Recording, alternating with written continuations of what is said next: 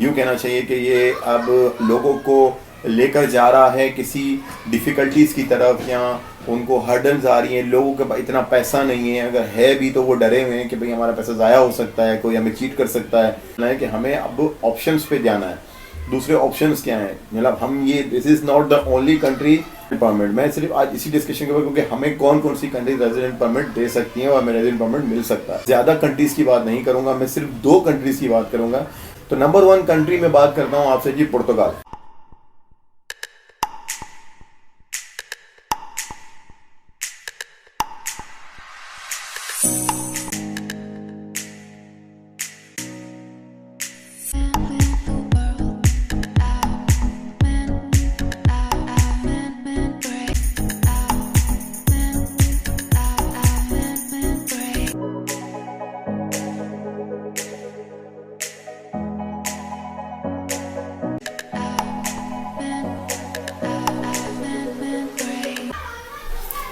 अस्सलाम वालेकुम everyone, welcome back to my channel. मैं अपने इस लवली यूट्यूब चैनल में आप सबको वेलकम करता हूँ। हाजिर हुआ हूँ एक नई फ्रेश वीडियो के साथ। उम्मीद करता हूँ कि आज आप मेरी इस वीडियो से भी बहुत कुछ सीखेंगे, और मैं आपको थैंक यू भी करता हूँ क्योंकि आपने मेरी लास्ट वीडियो को बहुत ज़्यादा पसंद किया, उसको शेयर किया। उसके लिए मैं आपका दिल से शुक्रगुजार हूँ। और उससे आपने कुछ सीखा, उससे आपकी कोई नॉलेज में इजाफा हुआ, कुछ आपकी हेल्प हुई, तो मुझे बताइएगा, शेयर करिएगा अगर उस वीडियो से आपको कोई फ़ायदा हुआ हो। आज की जो वीडियो है वो मैं आप सब लोगों के ये कहूँगा कि दिल को छू लेने वाली वीडियो बनाऊँगा, और उसमें जो है ना, आप ये मेरा टॉपिक भी आप थंबनेल में देख चुके हैं, तो उसी थंबनेल के हवाले से आज हम डिस्कशन करते हैं। तो बढ़ते हैं अपनी डिस्कशन की तरफ, लेकिन उससे पहले एक रिक्वेस्ट करूँगा कि मेरे चैनल को सब्सक्राइब ज़रूर करें, शेयर करें फ्रेंड्स एंड फैमिली में, और लाइक करना मत भूलें, क्योंकि ये जितनी भी एफर्ट मैं कर रहा हूँ उससे मुझे नहीं, सिर्फ आपको फ़ायदा पहुँचाने के लिए कर रहा हूँ। क्योंकि आपको तो अंदाज़ा है ही कि जो नॉलेज इस वक्त हर किसी के दिमाग में होती है वो उसके काम आती है, लेकिन अगर वो नॉलेज को शेयर करता है तो उससे आप सबको और हम सबको फ़ायदा होता है। तो don't forget to subscribe my channel. तो आज का डिस्कशन की तरफ चलते हैं। तो आज का डिस्कशन जी ये है कि आज से मैंने ये सोचा है कि हमें ऑप्शंस के ऊपर बात करूँ कि अगर तुर्की के अंदर इश्यूज़ चल रहे हैं, या तुर्की के अंदर मामला थोड़े स्ट्रिक्ट हो गए हैं, या मतलब यूँ कहना चाहिए कि ये अब लोगों को लेकर जा रहा है किसी डिफ़िकल्टीज़ की तरफ, या उनको हर्डल्स आ रही हैं, लोगों के पास इतना पैसा नहीं है, अगर है भी तो वो डरे हुए हैं कि भाई हमारा पैसा ज़ाया हो सकता है, कोई हमें चीट कर सकता है, या हमारे साथ कोई फ्रॉड हो सकता है। तो मैं कहूँगा कि देखें, दुनिया बहुत बड़ी है, तो मैंने आज इसी डिस्कशन को लेके चलना है कि हमें अब ऑप्शंस पे जाना है। दूसरे ऑप्शंस क्या हैं, मतलब हम ये this is not the only country which offers the resident permit. मैं सिर्फ आज इसी डिस्कशन के ऊपर, क्योंकि हमें कौन कौन सी कंट्री रेजिडेंट परमिट दे सकती हैं और हमें रेजिडेंट परमिट मिल सकता है। तो आज की डिस्कशन में मैं कहूँगा कि आपने ना ये फोकस करना है कि हमें रेजिडेंट परमिट कौन कौन दे रहा है, राइट। तो हम देखते हैं सबसे पहले नंबर 1 जो मेरे नज़र में, मैं ज़्यादा कंट्रीज़ की बात नहीं करूँगा, मैं सिर्फ 2 कंट्रीज़ की बात करूँगा। और इंशाल्लाह अगर आपने मुझे अच्छा रिस्पॉन्स दिया, यानी आप लोगों को ये मेरी वीडियो चाहिए थी या इस वीडियो की ज़रूरत थी, बताएंगे आप कमेंट करके मुझे, या मेरे कांटेक्ट करके मुझे बताएंगे कि इस वीडियो में आप लोगों को कुछ हेल्प मिली है, या कोई सपोर्ट मिला है, या आपको कोई इसमें इंटरेस्ट डेवलप हुआ है, या वो ये इस चीज़ के ऊपर आप मुझे और बात करने के लिए कहेंगे तो मैं करूँगा बात, ताकि मुझे भी तो पता चले ना कि आपकी ये रिक्वायरमेंट है या नहीं है। तो नंबर 1 कंट्री में बात करता हूँ आपसे जी, पुर्तगाल। यस, हम यूरोप की बात कर रहे हैं, हम यूरोप की तरफ जाने की बात कर रहे हैं।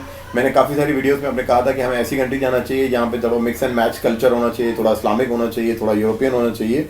लेकिन हमें एतराज़ नहीं है अगर ये लोग हमें, मैं तुर्की की बात कर रहा हूँ, अगर हमें ये इतनी डिफ़िकल्टीज़ का, हम जो लीगल लोग हैं, मैं इलीगल की बात नहीं कर रहा, वो तो कहीं भी पहुँच जाते हैं। वो कैसे पहुँच जाते हैं मुझे नहीं पता। आधे कहीं, अल्लाह माफ़ करे, ये क्या पता नहीं लव वर्ड आता है एक डंकियों का, उसमें से आधे से ज़्यादा तो 75% 80% वो डूब जाते हैं पानियों में, या कहीं पहाड़ों में खुदा न खास्ता उनके साथ जो है ना बड़ी ज़्यादतियाँ हो जाती हैं, उनकी जान को ख़तरा हो जाता है। और कुछ जो बचे कुचे होते हैं वो यहाँ वहाँ आके मुल्क का नाम ख़राब कर रहे होते हैं।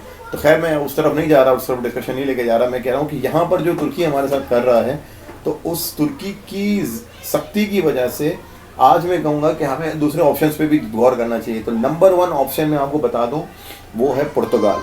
आप में से काफ़ी सारी फैमिलीज़ ने, काफ़ी सारे दोस्तों ने, काफ़ी सारे फ्रेंड्स ने जो स्टूडेंट पे आना चाह रहे हैं, स्टडी वीडियो पे आना चाह रहे हैं, या जो बिज़नेस के लिए आना चाह रहे हैं, जो इमिग्रेशन के लिए आना चाह रहे हैं, जो सेटलमेंट के लिए आना चाह रहे हैं, जो जॉब के लिए आना चाह रहे हैं, उन लोगों के लिए यहाँ पर जो है ना अब मामलात हो गए हैं टोटली ये कहें कि बिल्कुल मतलब ना होने के बराबर। तो अब आपने यूरोप भी निकलना है, मुश्किल नहीं है, वो भी टीआरसी दे रहा है, आपने टीआरसी यूरोप की लेनी है। अब इंशाल्लाह यूरोप के लिए कोई मुश्किल नहीं है, कोई प्रॉब्लम नहीं है, सेम मराइल है, सेम प्रोसीजर है।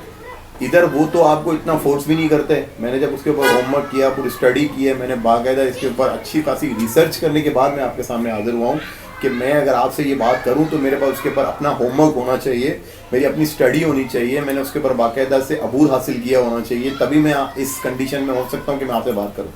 तो पुर्तगाल में आपने जो है ना आज से ही अपना जो है ना वीज़े की कोशिश करनी है। और वीज़े के लिए आपको जो, अगर आप लीगल हैं माशाल्लाह, आप बिजनेसमैन हैं, या आप स्टूडेंट पे आना चाहते हैं, स्टूडेंट वीज़ा पे आप आ सकते हैं। लेकिन स्टूडेंट वीज़ा से ज़्यादा मैं कहूँगा कि आप विजिट वीज़ा की कोशिश करें, अपने फादर्स के डॉक्यूमेंट्स लगा लें, उनके बिजनेस के डॉक्यूमेंट्स लगा लें। और अगर आप खुद आना चाह रहे हैं, जो भी साहिब घर के जो होते हैं ना, हेड ऑफ़ द फैमिली खुद निकलें, अपने बिजनेस के डॉक्यूमेंट्स दें, अपना एनटीएन दें, अपना चैम्बर ऑफ बिजनेस कॉमर्स का सर्टिफिकेट दें, अपना बैंक स्टेटमेंट दें, अच्छा खासा स्ट्रॉन्ग बैंक स्टेटमेंट दें। ये सारी चीज़ें दिखाने के बाद जब आप वहाँ पे जाके अप्लाई करते हैं वीज़े के लिए, तो आप पुर्तगाल का अप्लाई करें, आप स्पेन का ना करें। ये मैं बात कर रहा हूँ शेंगेन वीज़ा की, यूरोपियन वीज़ा की, शेंगेन वीज़ा की, आप वो ले लें इंशाल्लाह। और हाँ, सबसे इम्पोर्टेंट बात है, अगर आप वीज़ा लेने जा रहे हो तो अगर आप उसकी तरफ निकलने की कोशिश करो, वो टीआरसी कंट्री देती है, वो आपको टीआरसी देगी। और आपको टीआरसी देने से ये होगा कि आपका जो है ना, जो ख्वाब हैं, और जो ज़ाहिर है अपनी अपनी कंट्रीज़ के अपने अपने इशूज़ हैं, वहाँ से निकलना चाहते हैं, हिजरत करना चाहते हैं, तो मैं कहूँगा कि हमें ऑप्शंस पे जाना चाहिए। उसी ऑप्शंस पे मैं आपको बात कर रहा हूँ। तो टीआरसी आपको इंशाल्लाह 2 साल का मिलेगा, उसके बाद फिर 3 साल का आपको मिलेगा। और सबसे खूबसूरत बात यह है, सबसे बेहतरीन बात यह है कि after 5 years you will be citizen of this, ये कहना चाहिए कि कंट्री। ओके, आपको वो पासपोर्ट दे देंगे अपना, उसके कोई उसमें उन्होंने कोई आपसे करोड़ों डॉलर मांगे नहीं, लाखों डॉलर मांगे नहीं ना, आपसे कहा कि ये प्रॉपर्टी ले लो, वो वाली प्रॉपर्टी ले लो, प्रॉपर्टी की वैल्यू इतनी होनी चाहिए, प्रॉपर्टी की डिमांड इतनी होनी चाहिए, इतने यूएस डॉलर होने चाहिए, ये होना चाहिए, वो होना चाहिए। तो कितना इजी कर दिया है। तो मैं वीज़े की बात बता रहा था। तो once you are going to made up your mind that you are going to travel to this Portugal, best country, पुर्तगाल जाइए। और पुर्तगाल के लिए जो है ना, आपने करना ये है कि आप ना वीज़ा जो है मिलेगा इस शर्त पे कि अगर आपकी ट्रैवल हिस्ट्री हो। तो मैं कहूँगा कि अगर आप लोग नहीं भी आए हैं यहाँ पे, तो आप ज़रूर आएँ, इस्तांबुल घूम कर जाएँ, इस्तांबुल के अलावा सारी सिटीज़ घूम कर जाएँ यहाँ तुर्की में। फिर इसके अलावा कोई और कंट्रीज़ हैं, उनके वीज़े ले लें जो इजी हैं, पाकिस्तान से या इंडिया से। तो इंडिया तो हमसे पासपोर्ट में और भी अच्छा है माशाल्लाह, बड़ी ताज्जुब की बात है। लेकिन क्यों ताज्जुब नहीं करना चाहिए भाई, वो मेहनत कर रहे हैं, हमें ताज्जुब किस बात पे, हम तो हमें अप्रिशिएट करना चाहिए कि उनका पासपोर्ट रैंकिंग में हमसे बहुत आगे है। और ऐसी कंट्रीज़ जो कि हम उनका वीज़ा लेने के लिए हमें इतनी स्ट्रगल करनी पड़ती है, इतनी मेहनत करनी पड़ती है, इतना दिमाग लड़ाना पड़ता है और इतना हार्डवर्क करना पड़ता है, just because of small visa, normal visa like visit visa, उसको उन्होंने फ्री कर दिया है। यानी कि कहते हैं ना, ऑन अराइव वीज़ा कर दिया है उन्होंने उस कंट्रीज़ के। मैं पुर्तगाल की बात नहीं कर रहा, काफ़ी सारी कंट्रीज़ की बात कर रहा हूँ जो कि इंडियन पासपोर्ट के ऊपर इजीली मिल जाता है। लेकिन हमारे पासपोर्ट के लिए आपको बहुत पापड़ बेलना पड़ेगा। आपने अगर वीज़ा लेना है यूरोपियन कंट्रीज़ का, तो आपने अपना जो है ना पासपोर्ट को जो है ना स्ट्रॉन्ग करना पड़ेगा। अब कैसे स्ट्रॉन्ग करना पड़ेगा, वही हल, आपने पासपोर्ट बनवाया, कल परसों आप चले गए वीज़ा लेने के लिए, वो आपको नहीं देंगे वीज़ा, आपको कोई भी कंट्री नहीं देगी। मैं कहता हूँ आपको ऐसे अगर आप चले जाएंगे तो आपको रिजेक्ट ही होना है, वीज़ा भी नहीं मिलना। तो आगे टीआरसी वगैरह और सेटलमेंट, और वो तो बड़ी लंबी कहानी है। तो मैं चाह रहा था ये वीडियो शॉर्ट बनाऊं, लेकिन इसमें भी टाइम लगेगा मुझे, क्योंकि आपको सारी बातें बतानी पड़ती हैं। तो अब आपने क्या करना है कि आपके पास जो पासपोर्ट है उसको आपने स्ट्रॉन्ग करना है। You should try to make up the mind that you are going to travel to at least 5 countries, maybe 10 countries. अब ये आपके ऊपर डिपेंड करता है, ठीक है। सिर्फ उम्रा अगर आपके पासपोर्ट पर है, उसके ऊपर आपका अकोमोडेट नहीं होना। अगर आपका सऊदी अरब के अलावा दुबई है तो भी आपका अकोमोडेट नहीं होना। You have to show them that you are a concentrant and a focus and like आपके अंदर वो है, यानी कि नज़र आना चाहिए पासपोर्ट में कि आप एक ट्रैवलर हैं। Then you will be able to go to the Portugal और एनी अदर कंट्री, ठीक है। तो सबसे पहली बात तो ये हो गई।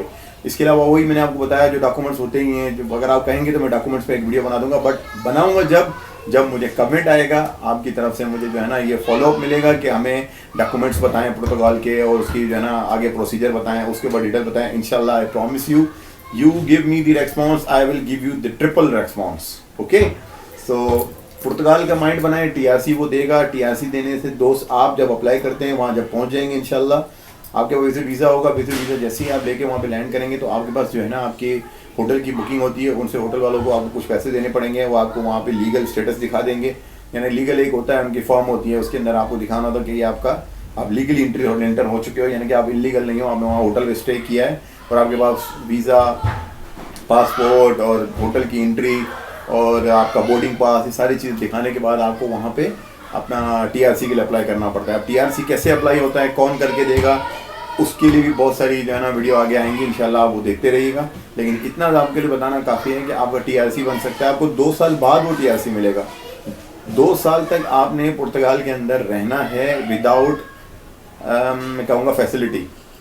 भाई देखें, यहाँ पर भी पापड़ बेले हैं, हमारा तो यहाँ पर भी जो है ना हमें यकीन ही नहीं आता कि हमने जो टफ़ टाइम देखा है वो टफ़ टाइम अल्फाज से बताना मुश्किल है। तो जब यहाँ पर टफ़ टाइम गुजारने के बावजूद भी जब इतने डॉलर मांग रहे हैं, करोड़ों रुपए मांग रहे हैं, तो उससे अच्छा नहीं है कि हम बगैर करोड़ों रुपए भी ज़ाया ना करें, बल्कि उस कंट्री में जाके उधर से ही कमा के उधर से ही पैसा बनाएं, उधर ही सेटल हो जाएं, बच्चों के लिए सेव करें, अपने लिए सेव करें और उसको डॉलर की मद में अपना सरमाया में इजाफा करें।